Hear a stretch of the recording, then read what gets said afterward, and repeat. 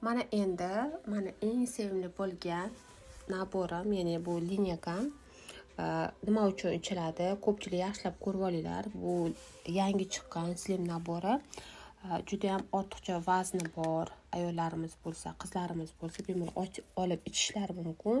18 yoshdan boshlab bemalol tepasi, ya'ni yuqori bo'lgan yoshdagi ayollarimiz, qizlarimiz ichsa bo'ladi.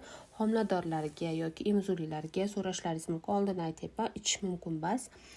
Bu slim naborimiz acheniya va bizni metabolizmimizni yaxshilash uchun, tezlashtirish uchun, bu esa kaloriya blok, bizni shirinliklarga ehtiyojimiz juda ham kuchli bo'ladi. Shu ehtiyojlarimizni pasaytirish uchun va lesvit tanamizdagi keraksiz yog'larni parchalab, bizni o'sha mexanizm, ichki mexanizmimizni yog'lab parchalashga yordam beradigan nabor hisoblanadi.